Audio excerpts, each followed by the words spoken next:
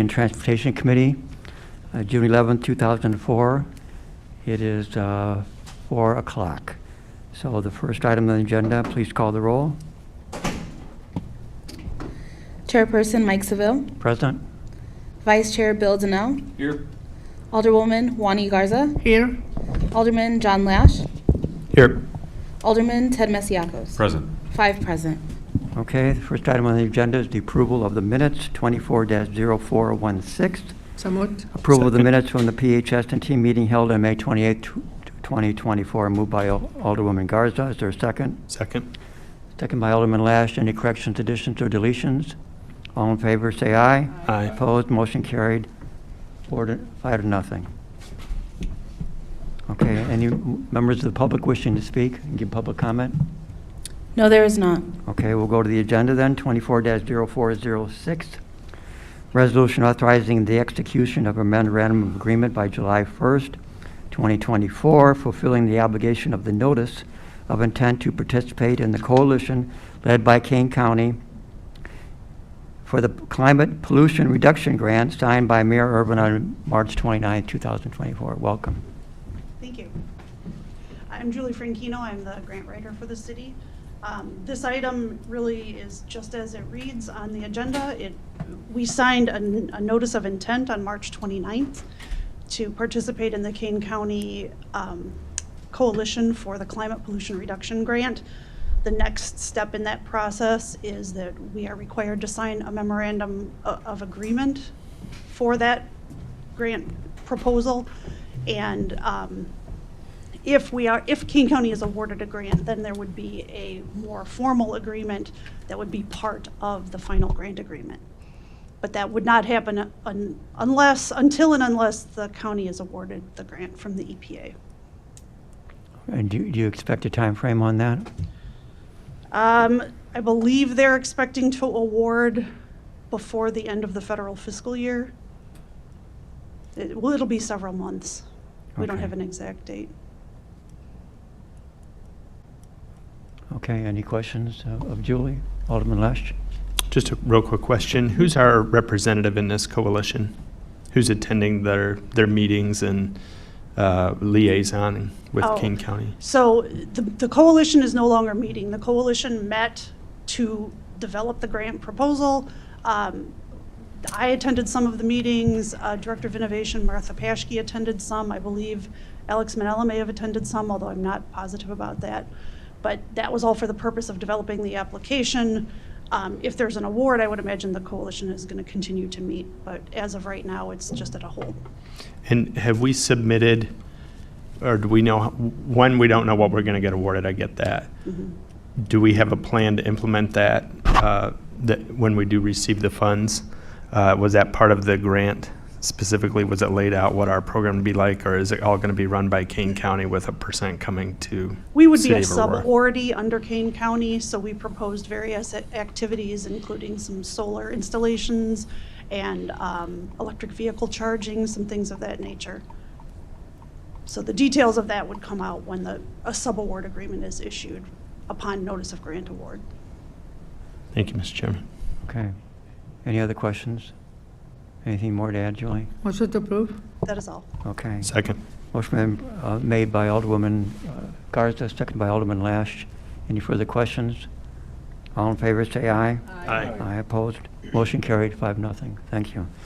Second item is 24-0408, resolution authorizing the City of Aurora to submit an application to the Illinois Department of Commerce and Economic Opportunity for the CDBG CV Urban Shelter Program to fund the reconstruction of the family shelter at Hested House in the amount not to exceed $2 million. Julie. Yes.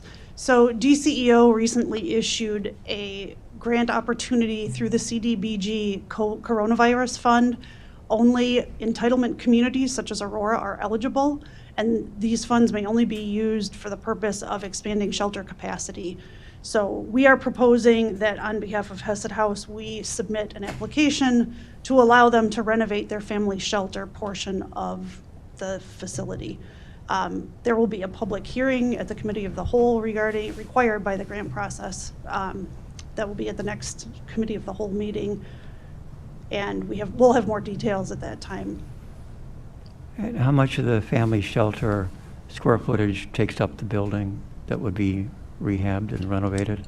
I believe it's the entire first floor. We do have a representative from Hesed House here. Is that accurate? Yes. First Yes, floor? the entire first floor. Great. Any questions of the committee? Alderman Lesh? Thank you, Mr. Chairman. This is only to expand the existing facility. There's none of this money will be used sort of for more transitional housing. I know we're working on other initiatives. Correct. This is to renovate the existing facility so that it can safely hold more Increased individuals. capacity. Yes. Okay. Thank you. Mr. Chairman. Yes, Alderman Janelle. If we get the representative from Hesed House to come forward.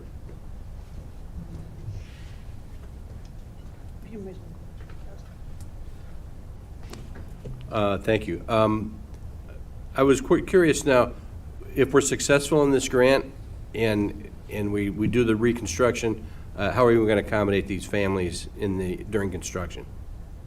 Could you please recognize yourself and state your name? My name is Chris Cox, employee of Hesed House. Thank you, Chris. My understanding is it would be a phased construction where we would be working and we would remove all admin areas to a different area, work on that area, and then transition families over to that new area and then work on the pre-existing area as needed. My guess is the pre-existing area doesn't require much renovation as it's accommodating the families as it is.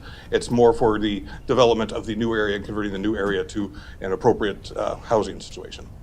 And I know that it's not particularly germane to our discussion today, but you are working on an expansion over on the east side of River Street. How's that going? Very well. There are always delays with construction, but we are looking very close to our timeline that hopefully July 1st we will move the women into the men's area and then be construction on the women's area to convert it to help expand its capacity. All right, thank you. You're welcome. Any other questions? Motion to approve? Been moved by Alderwoman Garza, second by Alderman Dindal. Any further discussion? All in favor say aye. Aye. Opposed, motion carried, 5-0. Okay. This next one is 24-0409, a resolution authorizing an application to the Illinois Department of Commerce and Economic Opportunity for the Community Development Block Grant, Coronavirus Grant, Urban Shelter Program to fund the construction of a new shelter facility at Mutual Ground, 418 Oak Avenue, Aurora, Illinois, in the amount not to exceed $2 million. Julie. So this is another application that we intend to submit under the very same program that we just discussed for Hesed House. So under the DCEO and HUD definition of shelter, it includes domestic violence shelters. So it's a wonderful opportunity for us to bring some additional dollars to also allow Mutual Ground to do some much needed improvements on their facilities. And we do have a representative from Mutual Ground is here as well if you have questions. And do they want to tell us a little bit about the project? And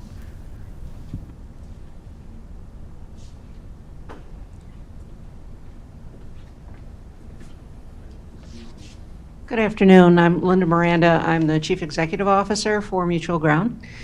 And we have very much outgrown our facility. The mansion, as we like to call it, it was built in 1853. And it was used by prior charities, and the place is really carved up in a way that's not functional as we continue to grow and treat more survivors and their children. Allowing this new facility to be constructed, what would happen is once it's constructed, we would move our current residents into this shelter and eventually rehab the mansion. great. Alderman Janelle. Question for staff. So is there any local match on our part for this project or the Hesed House project? There is no match required, no. Thanks. Alderman Lesh. Thank you. Question for you. Just how far does it, if we're successful in getting this grant, how far does this get you towards your total need? I know it's a pretty significant capital outlay per the CDBG hearings that we had a little over a year ago. Yes. So we now have a phased-in project. This would be phase one of the project, and it would take us to almost a third of what we need. There's going to be some renovations to the coach house and to the first floor counseling. That would be phase 2, and phase 3 is doing all the work on the mansion. Okay. And where does that get you to improving capacity? I know that your need was pretty great during those public hearings. It remains great, probably greater than it was even back then. So our capacity would then go from 28 to 40. And somewhere down the line, when the mansion is completed, we could probably have some overflow capacity. Okay. And this is unrelated to this agenda item, but have we decided how to use the rest of that CDBG money that we got? I don't remember the exact dollar amount. I know That would be a question for Chris Chris. Ragona, Community Development Manager. I know it's unrelated. I'm just curious if we've come up with plans. Certainly, Chris Ragona, Community Development Manager. So the Community Development Block Grant coronavirus dollars have been fully exhausted. We do have a very small contingency for 2024, and those remain unallocated. So we're talking about under 100,000 or so. Thank you. I think that's it. Thank you, Julie, for all your hard work on. Motion to approve. Welcome, thank you. Been moved by Alderman Garza. Is there a second? Second. Second by Alderman Lash. I just want to say, Linda, that I can remember when Mutual Ground moved from the east side to Lake Street, thinking that they had enough room to provide their services, and then they bought this wonderful building in my ward there, which is now Mutual Ground, the old mansion, and you've done wonders with it, and you're really fulfilling a need for the community. So I wish you well in your mission and continued success. So thank you for all you and everyone else does. Thank you so much, Alderman. Okay. Been moved and seconded for approval. Any further discussion again? All in favor, say aye. Aye. Aye, opposed, motion carried, 5-0. Okay, the last one is 24-0420, resolution establishing the maximum number of Class D Downtown Core Entertainment District liquor licenses unofficially related to the application from Aurora Metropolitan Expo Center Authority, Paramount Theater, 5 East Downer Place, Suite G, Aurora, in Ward 2. Hi, welcome. Good afternoon, Jennifer Stallings, City Clerk, and I have Tanya Jarvis here.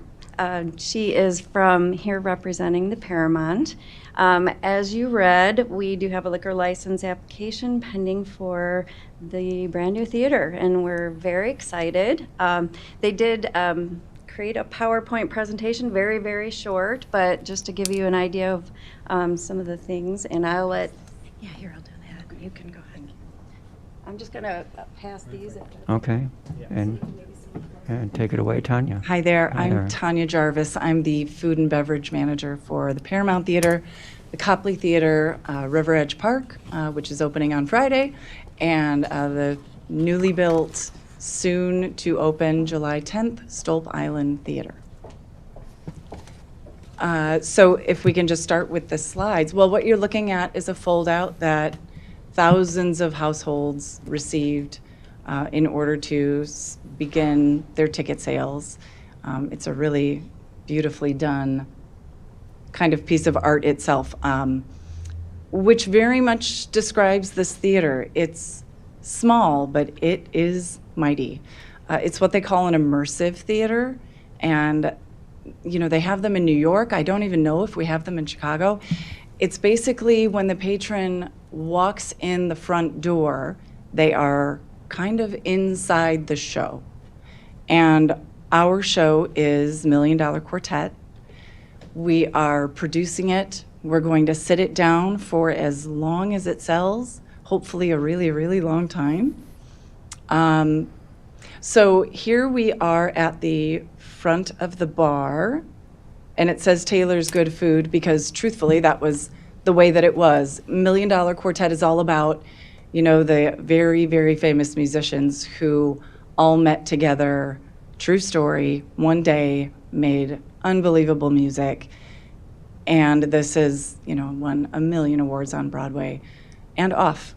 So Taylor's Good Food is actually the bar where we will have a specialty drink menu, there we go, full of drinks that were popular in the 1950s. So we're talking about rusty nails, we're talking about sidecars, most drinks that people have never even had before. So we're hoping to engulf them in the experience the second they walk through the doors. Then we move on to, oh, yep, there's the rest of the specialty cocktails. And there's our beer list. Of course, Schlitz couldn't be more iconic. We have one called Elvis Juice, which is self-explanatory, and Champagne Velvet, which is a local beer. And what's funny about it is it's very sort of in the 1950s style, but underneath it, I don't think you can read it, but it says the $1 Million Beer. So that was kind of a sign from the universe. We needed to have that. We'll move on to snacks. So we do not have a kitchen or a cafe in Stolp Island Theater. It is very tight on space. So we have prepackaged snacks, again, big in the 1950s. We have Cracker Jacks and Twinkies and moon pies. Moon pies were even mentioned in the show. So it's a 98-seat theater. It's very small. It's kind of stadium seating. Even the first row of seats is legitimately on the stage. You are so close to the actors. So the biggest question I get from people is, well, do we have to participate in the show? And I say, well, I mean, how good are you at the piano? Nobody participates, but you feel really kind of like you're living that day because you are so close to everyone. Great. That's about it. Yeah, sounds like a lot of fun. Oh, it's going to be so much fun. We're all so excited about it. It's obviously very stressful building a theater from the ground up, but it's been a huge learning experience for all of us, and we've worked really hard. Great. Can't wait. Any questions of the committee? Move for approval. One quick question. Alderman Lesh? Not related to the liquor license. Okay. But how are advanced ticket sales going? Fantastic. I believe we've sold through September already. We might have even, I mean, it sort of changes by the day, so we could be even farther. But we sold into the first week of September, I believe in 30 minutes when we started the sales. So they're going really strongly, and I just hope that they keep going for years. We really want to run it, I mean, for as long as humanly possible. For, you know, kind of along the vein of Blue Man Group, where they built the theater to suit, and they play that thing until it doesn't sell anymore. And then we will tear it all down on the inside and rebuild to suit the next show. So the bar changes, everything changes. How long does the show last? It is very short, actually. It's 2 45-minute halves. So there's an intermission, of course, for hopefully premium drink purchase. We're keeping the ticket price as affordable as we possibly can, and just kind of hoping on the food and beverage sales to really keep us afloat. And is it one show a day, 7 days a week? It is 5 days a week. It's the same current schedule that we have at the Copley Theater and the Paramount Theater. So we do 8 shows a week, 2 on Saturday and Sunday, and then Wednesday, Thursday, Friday, 1 show apiece. And I think it's really exciting because it's a different kind of theater than we've done. So we obviously have the Performing School of Arts, right? We have Paramount Theater, which is fairly large, 1865, and then, which does Broadway shows. And then across the street, we have the Copley Theater, which is 165, and we do much more, you know, challenging, kind of risky, mostly not musically oriented shows. And so this immersive theater will go a completely different direction. Even though we have produced $1 Million Quartet, it did really well for us at Paramount, but this is going to be a 180 different experience. Great. Very exciting. Very exciting. Thank you. Alderman Mastiatos? Thank you, Mr. Chairman. It is very exciting. It sounds very exciting. I think we all know it's very exciting. I'm just scratching my head a little bit, though. My kids would love the Twinkies and the moon pie, but if you're drinking a Schlitz or a Cosmopolitan, I don't know how those two go together. Are you going to have options to expand? I mean, have you thought out how to expand the food service portion, especially when drinking alcohol? I mean, because the reality is a Twinkie and a moon pie are not like the first things you want when you're having a refreshment. I get it. I do think that the goal of our snacks was kind of more of a put you in the mood kind of a situation, stay in the moment, stay in the era, as opposed to kind of satiate your appetite. We're hoping the whole goal, obviously, I think you all probably know of the Paramount Theater. All of our theaters is to try to bring people downtown, right? So we're getting new restaurants, which is amazing. We're trying to get people here for an event and get them to go out for dinner. Okay. You know, whether it be before or after. But to answer your question, we do not have the physical space to expand in order to have a health department approved cafe or kitchen. All right, I would think you probably, I'm gonna go off on a limb. I think you might discover your guests or our guests here in the city are gonna request some alternatives besides a moon pie and a Twinkie when they're having their Schlitz or their, because I mean, when I went to college, I know we had fraternities and they had parties, and they always had made sure we had something for our guests to eat when if we had alcohol, and we'd always have to tell the interfraternity council that we were going to have alcohol at the party. And there's always somebody who came and checked out, make sure somebody had something to eat as well, and serve as a snack. And I'm just thinking, out loud, if we're going to have a snack here, maybe alternative snacks that don't require cooking and are prepackaged as well, even though it's might not be in the nostalgic era. But I know they had pretzels back then too, right? For example, I'm just saying, I'm not trying to get into the conversation. I'm just sharing a thought with you and moving forward. And I would have a question too. Is the bar going to remain open during the show, or is it mostly people can grab a drink, go in, and pretty much stay in? So maybe 2 drinks a person? That is the intention. It's because the theater itself is so small, and we do discourage people bringing the snacks into the theater, because if you can imagine, you might have the drummer sitting 7 feet from you. So crinkling and crackling, obviously, and even in the Paramount Theater, they can hear it on the stage from that far back. So we encourage, buy the snacks now, eat the snack now, put it away, and enjoy the actual show. Everything, we have a lot of open ceilings as well. So what our intention is to sell for the first hour pre-show, and then, I mean, we'll probably keep the bar open, but we really encourage people to sit in their seats, because if you imagine less than 100 people and somebody gets up and says, "Excuse me, I need to get myself another drink," the actors are going to see them it starts to kind of get in the way.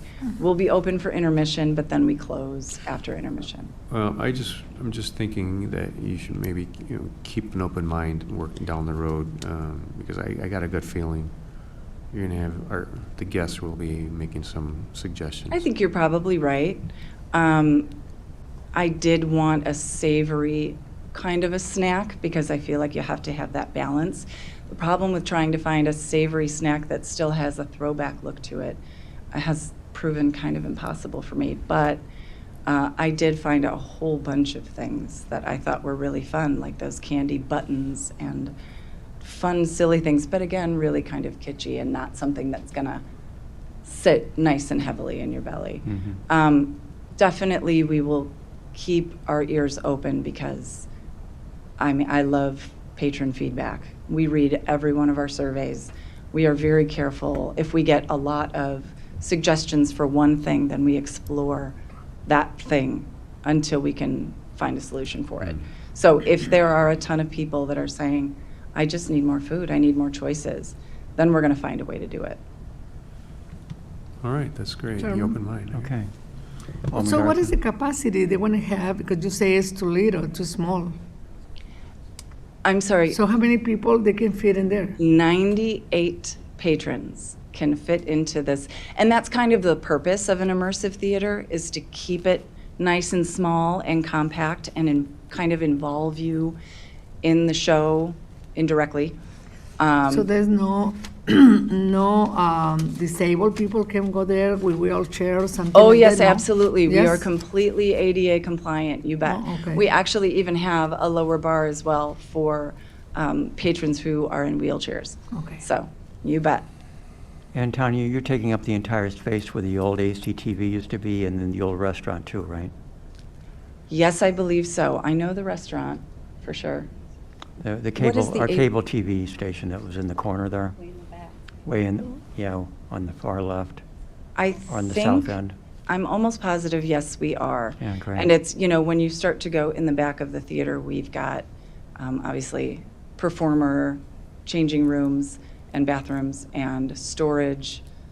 I believe that's also where we load in and load out for product. Mhm. It's tight. Yeah, yeah, I bet, yeah. Especially for me, I'm food and beverage, and I take up most of the storage. We also have a front of house office and merchandise.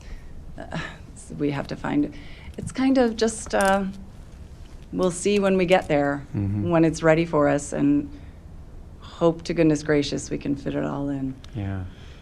Okay, great. Well, we have a motion on the floor Second. from Alderman Donnell. Is there a second? Second by Alderwoman Garza.